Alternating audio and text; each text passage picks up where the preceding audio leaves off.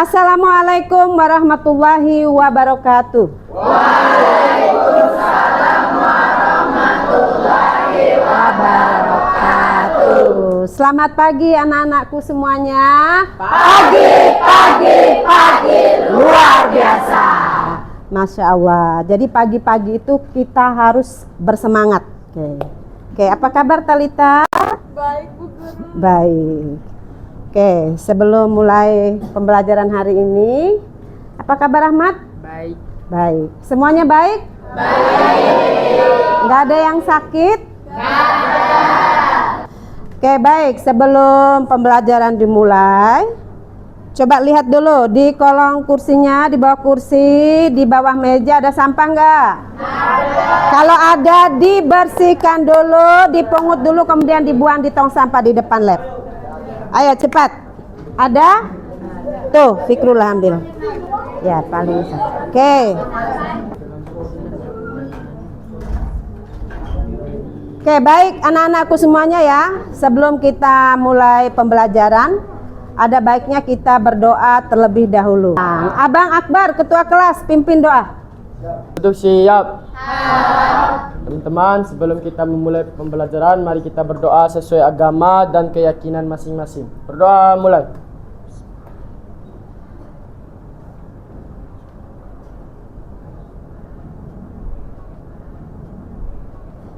Amin. Berdoa selesai. Ya, terima kasih Akbar. Oke, sekarang Bu Guru cek kehadiran. Nanti Bu Guru panggil satu-satu ya. Ada teman yang nggak hadir nggak? Ada. Oke. Bu Guru duduk di sini.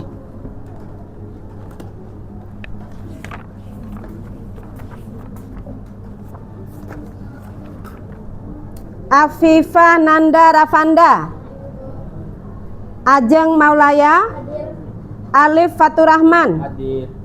Alika Alfiana Salsabila, Ana Altafunisa, Aprilia Ningrum, Aulia Nur Hairani, Ayu Citra Puspita. Yang keras suaranya ya. Ya, bagus. Azmi Safarida. Safa Atul Aini, Silviana Al-Makfir. Hari ini kita bertemu kembali. Mata pelajaran apa? Materinya itu adalah algoritma dan pemrograman. Jadi algoritma dan pemrograman ini adalah merupakan bagian dari elemen berpikir komputasional. Siapa yang masih ingat apa yang kita pelajari pada materi di awal pertemuan berpikir komputasional? Ada yang mau jawab? Hanin. Hanin akan mencoba menjawab. Silakan dijawab, Han. Di dalam berpikir komputasional terdapat 4 cabang. Nah, 4 cabang itu, yang pertama ada dekomposisi. Oke, bagus. Yang kedua? Kemudian yang kedua ada pengenalan pola. Yang ketiga? Yang ketiga abstraksi. Ya, abstraksi. Kasih tepuk tangan dulu untuk Hani. Ada dekomposisi, pengenalan pola, abstraksi, algoritma. Kita masuki materi yang sekarang adalah algoritma dan pemrograman. Guru jelaskan dulu tujuan pembelajaran dari algoritma pemrograman. Tujuan pembelajaran yang pertama, peserta didik mampu menerapkan praktik baik konsep pemrograman prosedural dalam salah satu bahasa pemrograman prosedural. Tujuan pembelajaran yang kedua, peserta didik mampu mengembangkan program yang terstruktur dalam notasi algoritma atau notasi lain berdasarkan strategi algoritmik. Berapa indikator ketercapaian tujuan pembelajaran? Yang pertama itu adalah peserta didik mampu mengidentifikasi dan menjelaskan notasi yang umum digunakan dalam pemrograman seperti diagram alif, pseudokode atau bahasa pemrograman tertentu. Yang kedua, peserta didik mampu menggunakan notasi yang sesuai dan jelas dalam menuliskan algoritma pemrograman. Yang ketiga, peserta didik mampu menjelaskan fungsi dan kegunaan notasi-notasi tersebut dalam merancang dan memahami algoritma pemrograman. Yang keempat, peserta didik mampu mengidentifikasi dan menjelaskan konsep dasar algoritma pemrograman. Yang kelima, peserta didik mampu membuat algoritma dalam bentuk deskriptif, pseudokode, dan flowchart. Yang keenam, peserta didik mampu membuat algoritma dengan menggunakan aplikasi. Pengertian algoritma. Jadi algoritma itu adalah suatu kumpulan instruksi terstruktur dan terbatas yang dapat diimplementasikan dalam bentuk program komputer untuk menyelesaikan suatu permasalahan komputasi tertentu. Berpikir komputasional merupakan keahlian yang harus kita miliki untuk dapat membuat algoritma, program, atau suatu karya informatika yang dapat digunakan dengan efektif dan efisien.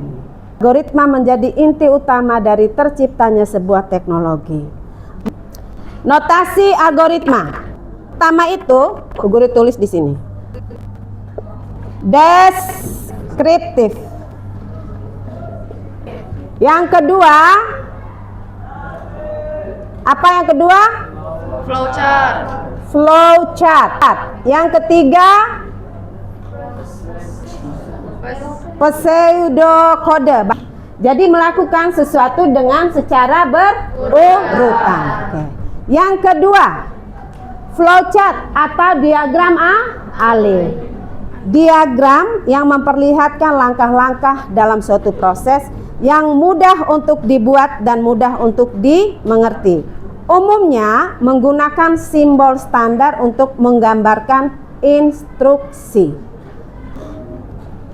Yang ketiga, pseudokode adalah rangkaian instruksi yang menggambarkan langkah-langkah untuk menyelesaikan permasalahan. Karena sifatnya yang informal, tidak ada aturan khusus dalam standar notasi yang dapat digunakan. Jadi istilahnya juga kalau pseudokode itu, istilahnya itu adalah kode semu. Mengikuti sintaks bahasa program, penulisan pada bahasa program, tapi tidak mengikat bahasa program apa yang harus diikuti. Ini adalah flowchart atau diagram alir. Ini simbol-simbolnya. Simbolnya itu banyak, tapi yang paling sering kita gunakan untuk kasus-kasus sederhana, inilah simbol-simbolnya. Yang pertama itu adalah flow line atau garis alir.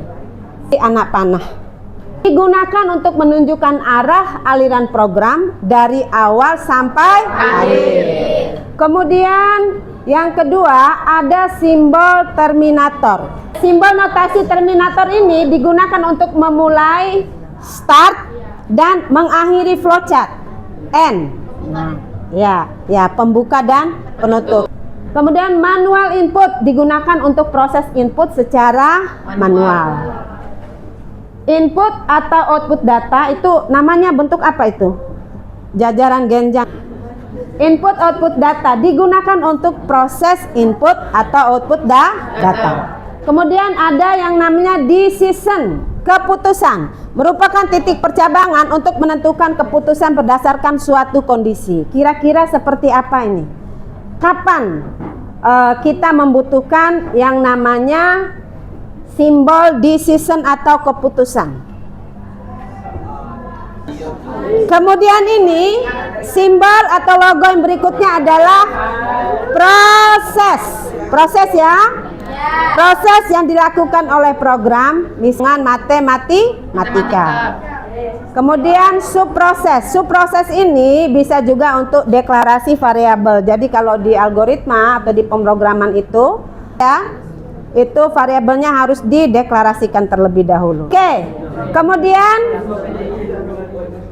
yang berikutnya logonya berupa lingkaran yang kecil ya. Ya, on page reference. Apa artinya Talita? On page reference digunakan untuk menghubungkan titik diagram alir pada halaman yang sama. Misalnya kita membuat diagram alir pada satu kertas, ya. Ini kertasnya misalnya kita bagi dua nih. Nah, kita bikin flowchart satu di sebelah sini ya. Kemudian ini nggak cukup. Untuk menghubungkannya kita menggunakan simbol yang link. Ada simbol yang terakhir.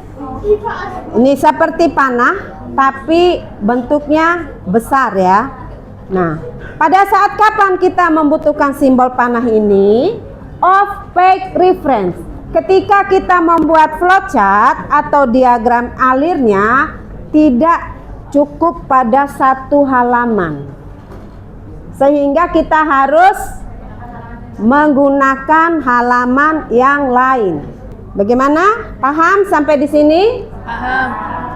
Ada yang ingin mengajukan pertanyaan? Sekarang kita coba menelusuri diagram alir. Contoh menelusuri diagram alir, menghitung luas persegi panjang. Apa rumus menghitung luas persegi panjang? P kali L kali T.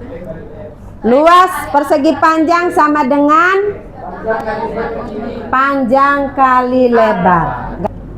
Diagram alir dimulai dari simbol start. Berarti kita ini membuat algoritma dengan notasi Ilmiah. dengan menggunakan flowchart. Kalau ada simbol start, ada simbol end, berarti membuat algoritma dengan menggunakan flowchart. Sebagai contoh, kita akan menghitung luas persegi panjang. Yang pertama, tentukan adalah masalahnya apa. Nah, menghitung luas persegi panjang, berarti problemnya apa? Mencari luas persegi panjang. Solusi, rumus luas sama dengan panjang kali lebar. Yang dibutuhkan untuk menghitung luas adalah kita harus mengetahui panjang dan lebarnya. Setelah mengetahui panjang dan lebar, kemudian melakukan proses penghitungan luas dengan rumus aritmatika. Oke. Kalau untuk kasus seperti ini, ada 3 elemen yang harus kita tentukan. Kira-kira yang pertama apa? Bu Guru tuliskan rumusnya ya. Luas sama dengan apa rumusnya?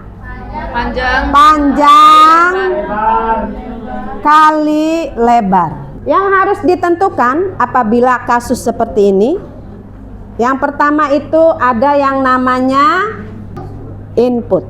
Yang kedua apa? Output. Yang ketiga apa? Apakah kalau sudah ada input langsung jadi output? Enggak, ada prosesnya. Ada? Berarti yang ketiga itu adalah proses. Di rumus ini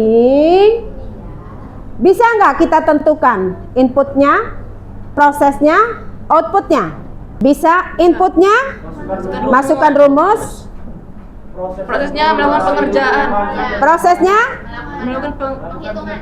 melakukan proses penghitungan, outputnya Hasilnya. oke. Jadi variabel itu memiliki nilai, sifatnya bisa berubah tergantung dengan apa yang kita input. Beda dengan konstanta. Konstanta itu tetapan, nilainya tidak bisa berubah. Input di sini adalah panjang dan lebar, bukan panjang kali lebar ya, panjang dan lebar. Oke. Prosesnya apa? Prosesnya menghitung luas sama dengan panjang kali lebar. Itu prosesnya. Outputnya Hasilnya. bagus sekali, kelas 10-2. Tepuk tangan sekali lagi dong. Ada yang belum Bu Guru jelaskan, pseudocode ya, pseudocode. Pseudocode itu hampir sama dengan deskriptif, tapi memang sintaksnya atau penulisannya itu tidak mengacu pada bahasa program tertentu. Proses berpikirnya atau penulisannya itu secara logis sesuai dengan bahasa program. Kita mencoba membuat algoritma deskriptif, kemudian flowchart, kemudian dengan menggunakan pseudocode. Yang pertama, kalau membuat algoritma deskriptif ada namanya judul algoritma. Kemudian yang kedua apa? Proses. Ya. Setelah proses apa? Kesimpulan. Kesimpulan itu hasil atau output. Iya.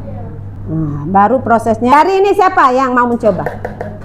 Algoritma deskriptif. Guru tunjuk. Nah, abangnya sini.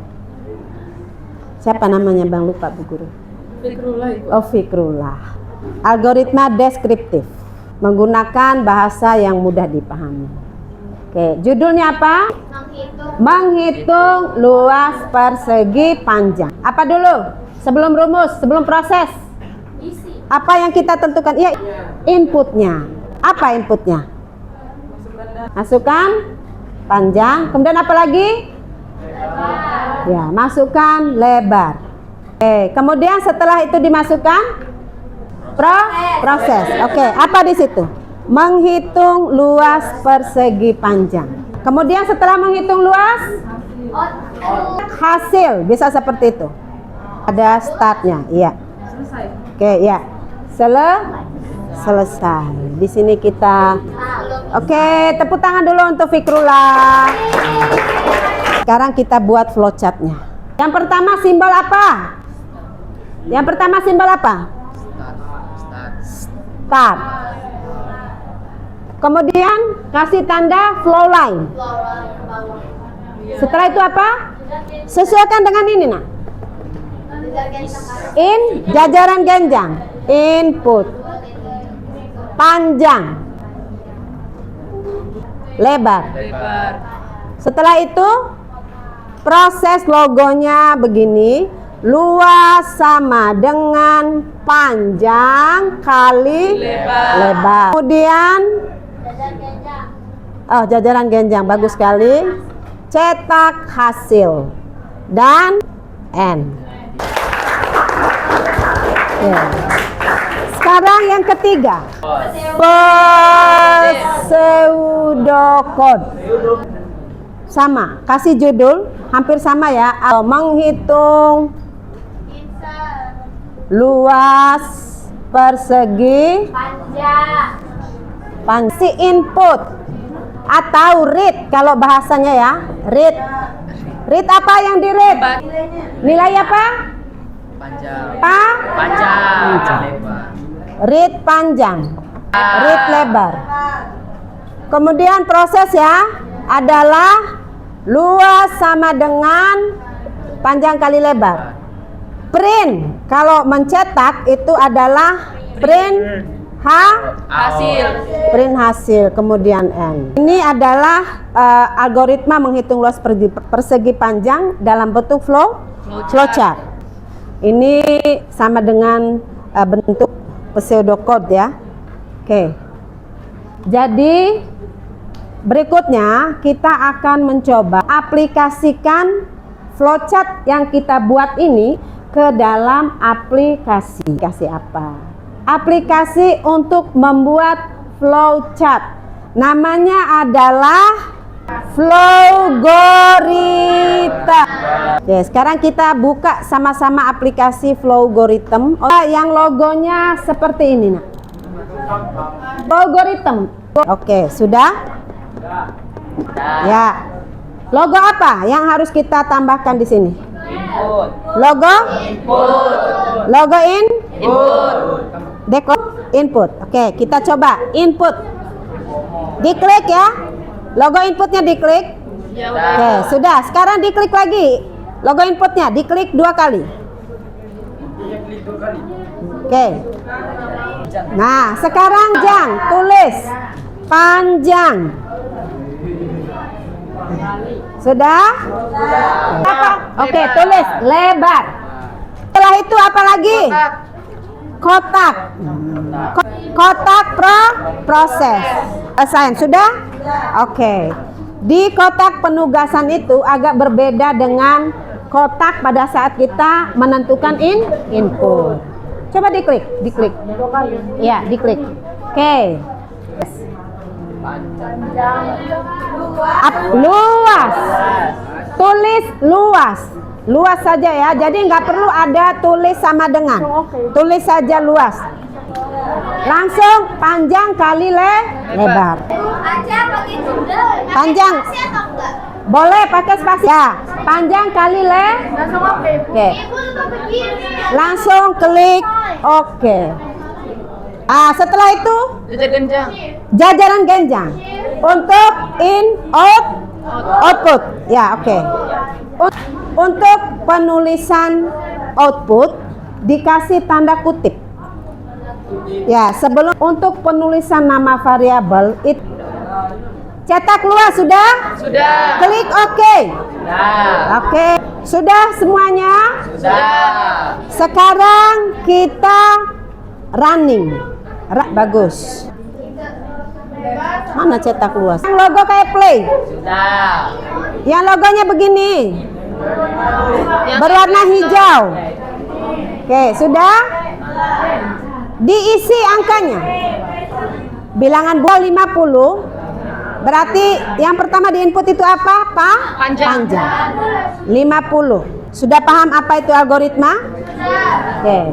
Nah, dari yang kita buat kesimpulan tentang apa yang kita pelajari hari ini. Algoritma itu penting untuk kita? Penting. Apakah algoritma itu? Kenapa penting? Dikarenakan bisa menyelesaikan masalah secara efisien. Ya, oke, semuanya perhatikan dulu, jangan ada dulu yang menggunakan komputer. Oke, fokus dulu sini. Oke, tepuk 2. Tepuk 1. Tepuk 2. Oke, perhatikan. Bu Guru tanya lagi. Apakah algoritma itu penting? Penting. Penting nggak kita menerapkan algoritma dalam kehidupan sehari-hari, menyelesaikan masalah yang kita punya? Ya, kenapa? Karena Ya, memudahkan kita dalam menyelesaikan masalah. Oke, dari ketiga cara atau notasi algoritma yang kita buat barusan, yang menarik bagi kalian itu yang mana? Yang ini itu yang mana? flowchart. Flowchart dengan menggunakan aplikasi Flowgorithm. Setiap mengerjakan sesuatu, kita itu harus yang pertama mendeteksi dulu apa permasalahannya. Kemudian dari masalahnya itu kita uraikan menjadi masalah yang kecil. Kemudian kita membuat langkah-langkah cara penyelesaian masalah yang kita punya, yaitu dengan membuat algoritma. Ada berapa cara notasi algoritma? Yang pertama deskriptif, yang kedua flowchart, yang ketiga pseudokode. Mata pelajaran kita informatika Bu Guru akhiri. Bagaimana, sudah paham semuanya? Sudah paham ya? Ya, sudah pakai aplikasinya bisa? Alhamdulillah. Bu Guru akhiri pertemuan kita hari ini. Oke. Ingat, jadi sebelum keluar kursinya dirapikan dulu. Kemudian sampah-sampah itu dicek dulu. Kalau lihat sampah di kolong meja, di bawah kursi, di depan matamu, berarti sampah itu harus dipungut, harus dibersihkan. Oke, Bu Guru akhiri untuk hari ini. Wassalamualaikum warahmatullahi wabarakatuh.